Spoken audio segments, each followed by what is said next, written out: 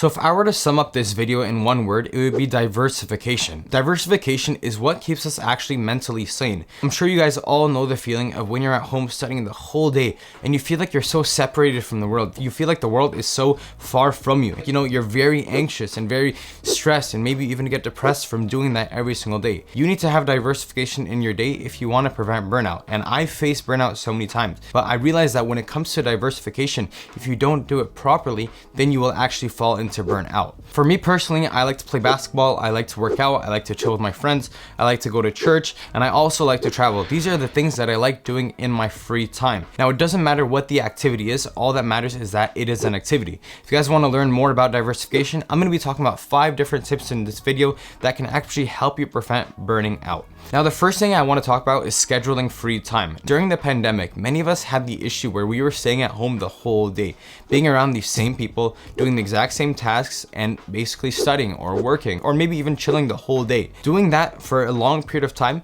plays with our head and plays with our mental sanity, where we don't have a lot of diversification, and this is a big issue. Some simple things you could do to fix this is scheduling free time. For me personally, what I like to do every single day, I like going to Starbucks in the morning and getting a venti cold brew. Sometimes I'll even get a Trenta cold brew if I'm feeling frisky. Like today, for example, this is 710 milliliters of literally coffee. I'm not saying I'm gonna drink the whole thing, because sometimes I like to store it, or I like to give it to my dad, or whatever the case may be. At the end of the day, is that you have something in your day that you do every single day. And that could be anything. That could be yoga in the morning, that could be meditation, that could be working out in the morning, that could be even waking up early to watch Netflix for half an hour. It could be going to church in the morning. Whatever it is, you have to schedule that free time that you do every single day, or at least majority of the day. So 7 days a week. If you do it 5 or 6 days a week, then you're successful in scheduling that free time. Whatever the case may be, do something every single day that you enjoy for 10 to 30 minutes before, after, in the middle of studying or working. It doesn't really matter, as long as you have something that you enjoy, something that allows for diversification, where you're not sticking to that one task throughout the whole entire day. Now, the next thing is pursuing your passion. If you are studying towards a degree that you don't like, for example, the sciences or computer science or engineering, or if you're working in a career that you don't like, whether that's marketing, whether that's medicine, whether that's engineering, law, pharmacy, being a mathematician, whatever the case may be, if you are in any of these 2 scenarios where you are doing something you don't like, or someone forced you to do it, this will actually cause you to fall into burnout much quicker. You have to figure out what your passions are and stick to them. And believe me, it is not too late to switch careers. It is not too late to switch what you are studying. One of my friends, she's actually in PA school in McMaster University, and she was telling me how there is someone in her class that is 50 years old. His daughter is the same age as my friend Emily. She is actually in school with someone else that is 50 years old, that is pursuing their passions, pursuing another career. And think about it, they definitely had a different profession for all those years leading up to PA school, but he found that PA school is what he wanted, so he went into it. Don't forget, working 10 years in a profession that you like is better than working and another 10 years in a profession that you don't like. So stick to your passions, figure out what they are, and make sure that the time spent throughout most of your day are focused on your passions rather than something that someone forced you to fall into. There is actually a really great quote by someone by the name of Dan Price, and what he said is, "I would burn out way faster working 5 hours a day at a job that was hurting my soul than I would working 15 hours a day at a job that's feeding my soul." Think about this quote, dwell on it, and make a decision based on this quote. Now, the next thing I want to talk about is a bit different from scheduling your free time, and that is having a hobby that you do sometime throughout the week. So whether that's playing an instrument, or going to play basketball, or playing volleyball, or doing basically any fun activity like archery, rock climbing, I don't know, whatever the case may be. Find a hobby, something that you enjoy, and do it a couple of times throughout the week. Now, this is different from scheduling your free time, because free time, you will always have free time throughout the day. So you need to figure out something fun to do in that free time. However, something that you could schedule in that free time is something like a hobby. Find a hobby and stick to it. I was talking to someone the other day, and they were saying how they feel like they're in a bad mental state. So I asked them why and everything, and I realized something that I realized is that they don't have a hobby. Think about it. A lot of people that have hobbies, they have things that they enjoy, things that they do throughout the day that gives them joy and happiness. Now, if you are pursuing a career you don't like, not scheduling your free time properly, and you have no hobbies, it is very easy to fall into burning out because you're basically being attacked on all sides. This is a very big issue that a lot of people are actually facing right now, and that they have nothing that they are pursuing. They have no goals, or they have nothing to look forward to.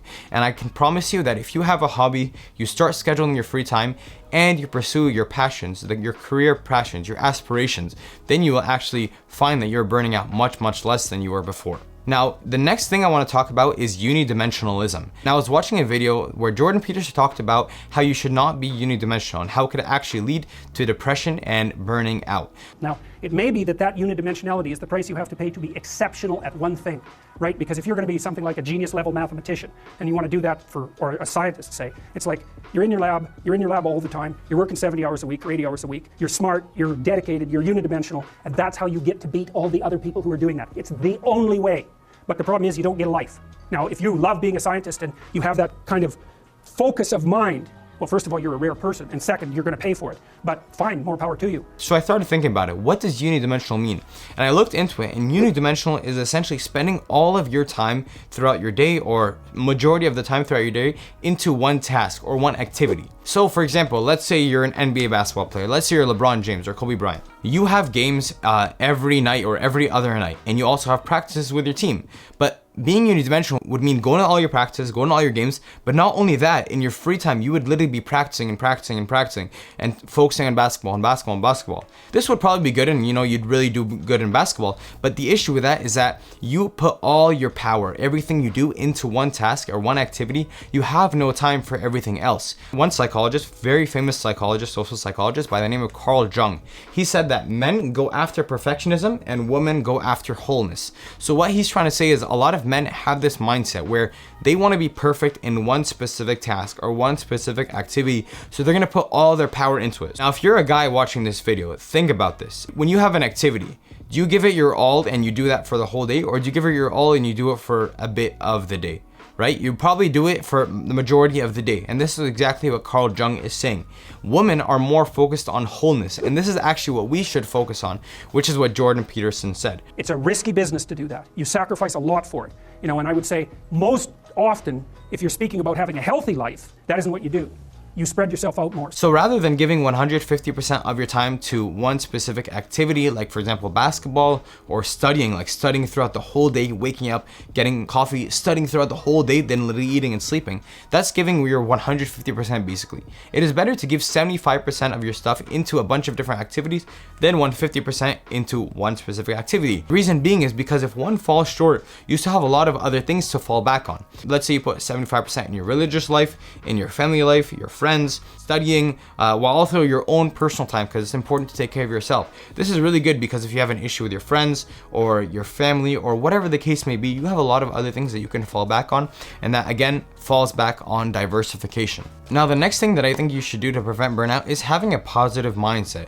Don't be that toxic individual in a friend group that everybody doesn't like. Have a positive mindset. When things go wrong, look on the positive sides and how you can grow from it. How can you learn? For example, if someone bumps into you in a grocery store, don't just like turn back and look at them and give them a dirty look, because that's going to make you feel bad and it's probably going to make them feel bad. Look back and say, my bad, I'm sorry. Even if it wasn't your bad, just say you're sorry, it was my bad, and continue on with your day. Have a positive mindset about going into things, because it's going to give you a very good mood to be in throughout the whole day, and you're not going to feel like you're angry or you're anxious or you're just upset at someone else. No one likes that feeling, so don't put yourself with that feeling. Now, the next thing is reflect on your day. A lot of us, including myself, fall short of reflecting every single day, but it is actually really, really important to reflect on every single day. I was doing my Casper test the other week, and that is basically a test that you do in order to get into medical school here in Canada and in America. And one big thing is reflection, and I agree with that. Reflection is very big in your day. One thing you could do to reflect is pray. You could journal. You could talk to yourself out loud. Whatever the case may be, reflect on your day, look at all the tasks that you did on a daily basis and see what you want to fix or what you want to improve on. Did you do a lot of things that upset other people today? Did you do a lot of things that you weren't proud of today? Did you waste your time today? Were you lazy today? Did you put your time in something that was useless today and you could have put it elsewhere? Whatever the case may be, reflect on your day, look at the things that you want to fix and actually work towards fixing them. No one is saying that you need to go from 0 to 100 right away. Change one thing at a time, and next thing you know, they're going to compile, and over time you'll end up fixing every single thing over a month span or 2 month span. And then after that 2 month span, you'll be in a way better spot than you were 2 months prior. And the final thing I want to talk about is that it is okay to burn out. Everybody burns out in their life. Usually when you switch careers, or you change schools, or you change friend groups, or you're put in a new environment, you're going to end up burning out. And that's fine. Don't worry about that. But the big thing that actually matters is that you come back from that burning out. All these tips that I included today won't, I guess, prevent burnout 100%. But what they could do is help you recover from burnout much quicker and prevent the time it takes you to fall into burnout. That is essentially the point of this video. The point of this video is to help you and to help you be a better version of yourself and to be the best person you want to be. So it's okay to burn out. Ask for help, ask your friends for help, ask your family, whatever the case may be. Don't be upset that you are burning out. All that matters is that you recover. That's really all that matters. Thank you guys so much for watching this video. If you did enjoy it, don't forget to like, subscribe, and comment down below what was your favorite tips, or if you have any other tips that a lot of other people could benefit from. Thank you guys so much for watching this video. Take care and take it easy.